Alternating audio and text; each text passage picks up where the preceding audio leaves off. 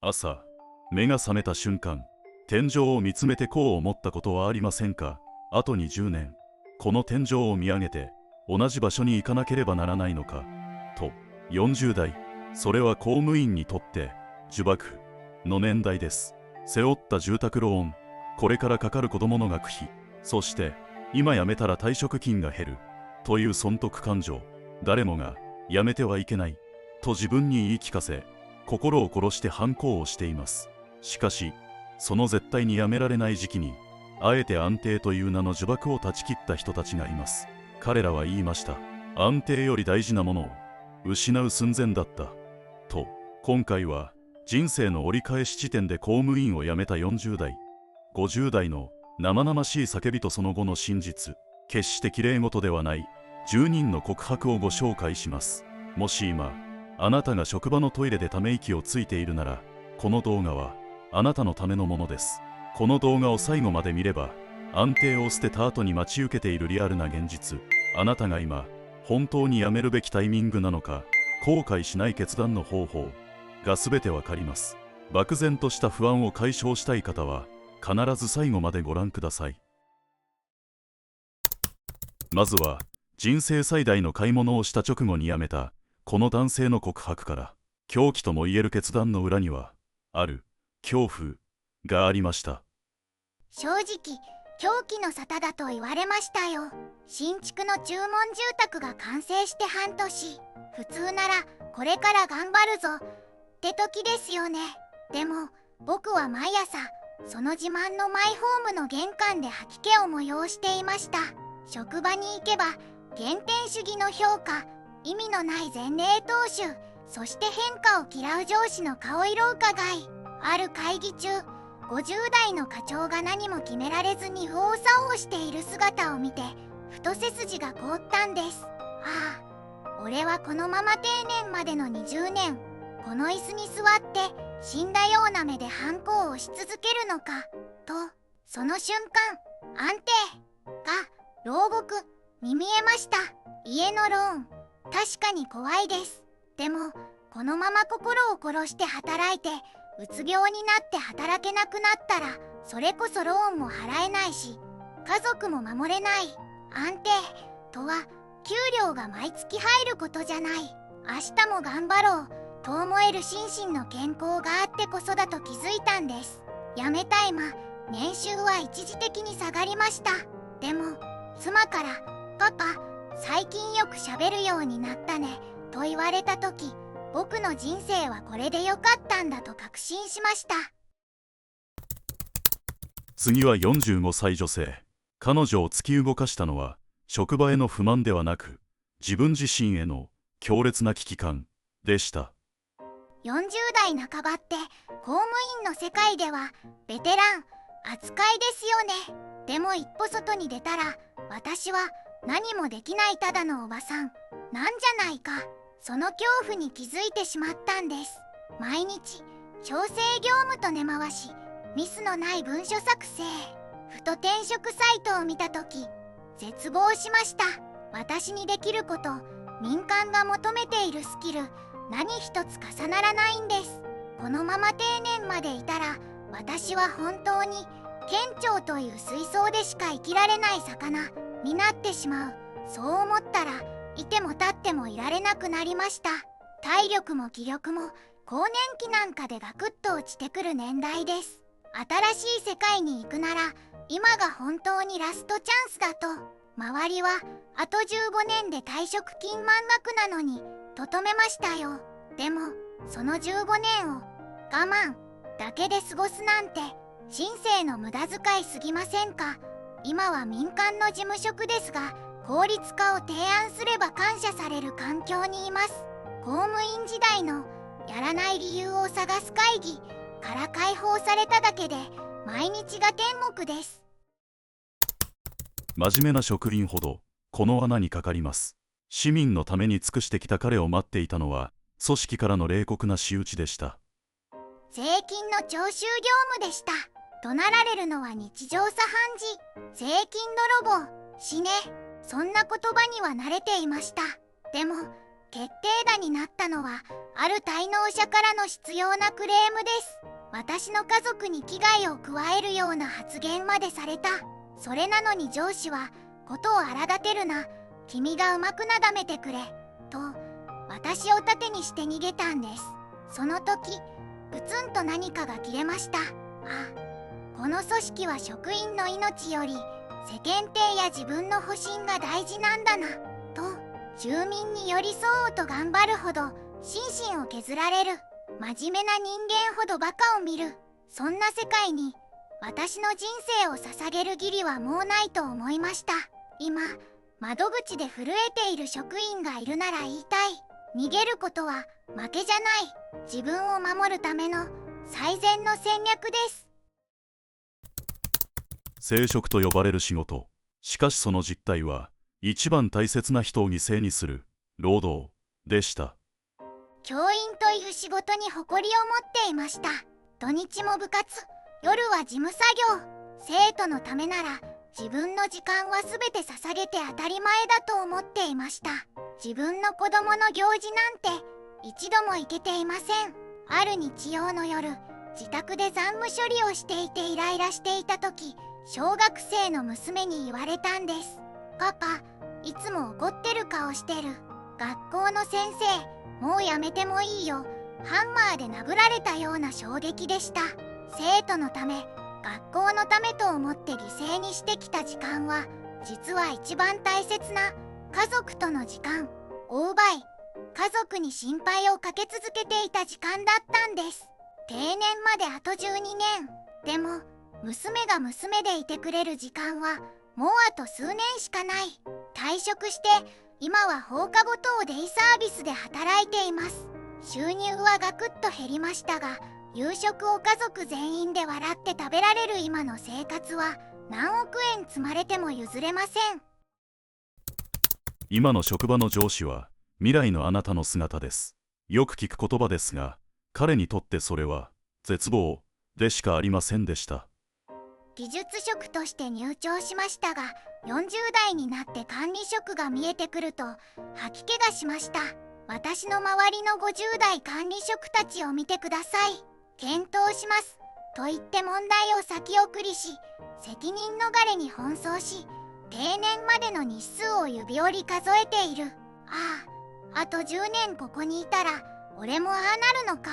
公務員、土木職というラベルが剥がれたらただの決断できないおじさんになってしまう。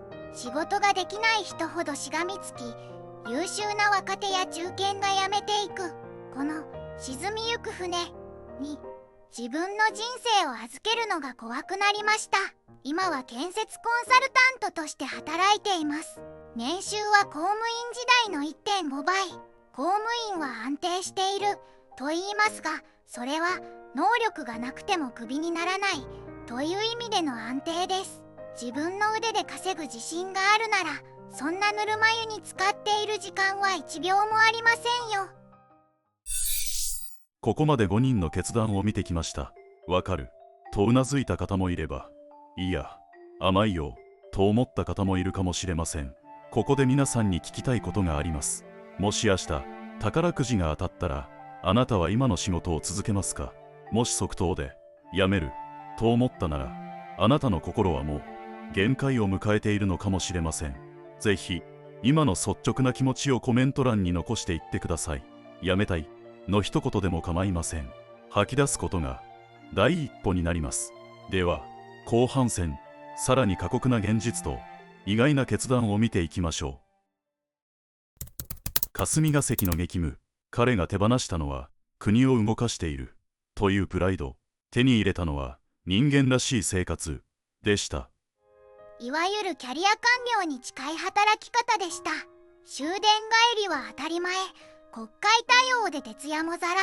俺たちが国を支えているという自負心だけでボロボロの体を支えていました。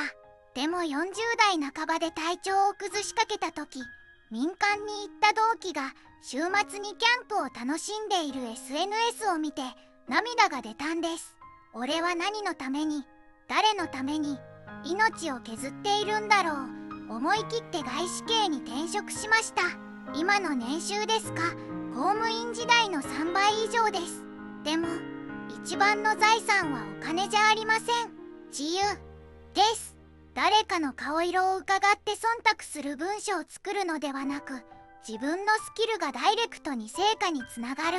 40代で辞めるなんて無謀だと散々言われましたが、無謀なのは体を壊すまであの環境にしがみつくことの方ですよ。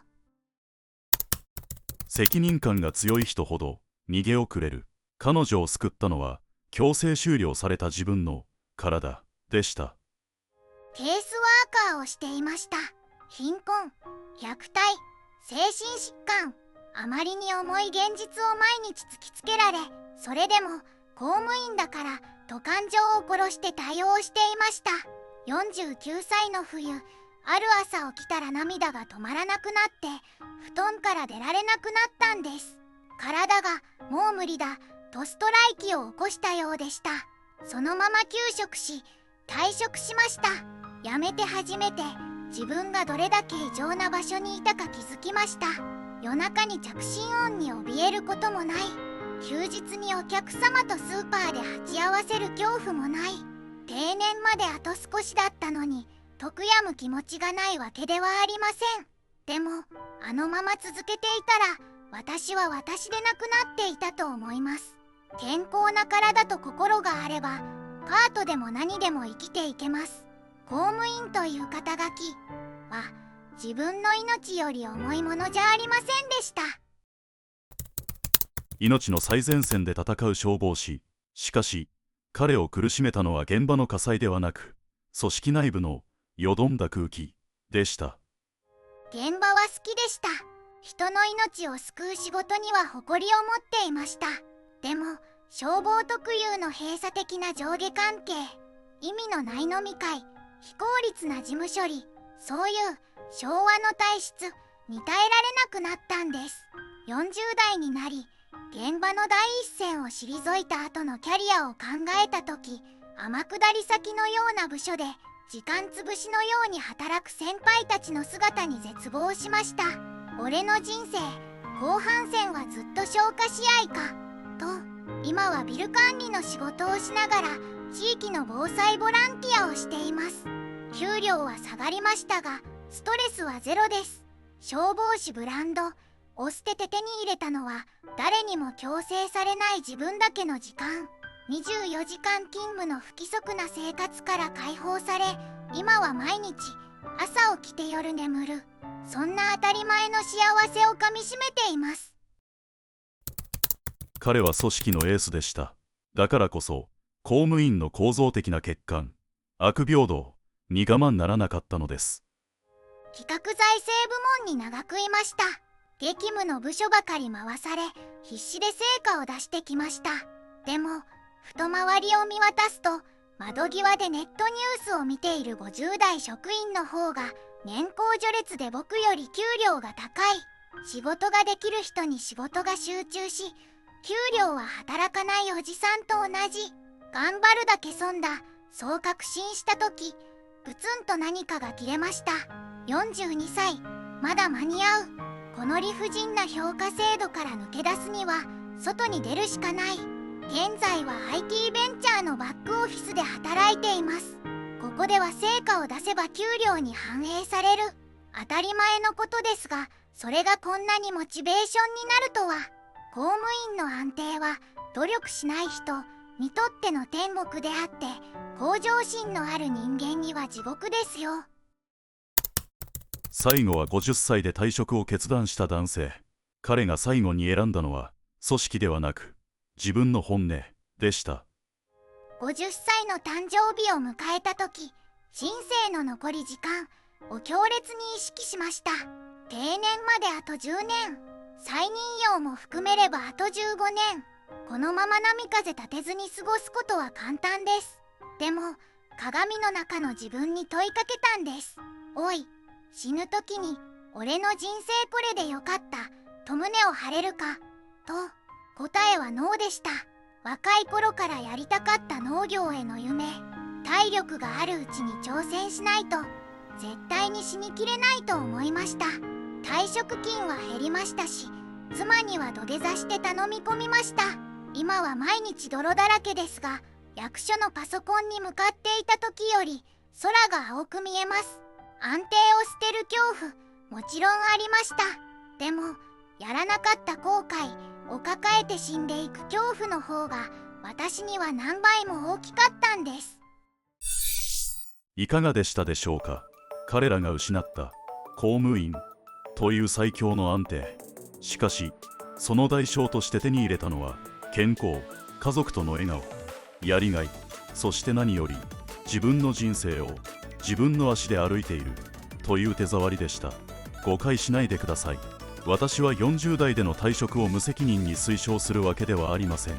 ただ、もしあなたが今心や体を壊してまでその席にしがみついているのなら、一度立ち止まって自分自身に問いかけてみてください。この問いへの答えが見つかった時、あなたの人生はもう一度動き出すかもしれません。このチャンネルでは公務員のリアルな悩みや一歩踏み出すための情報を発信しています。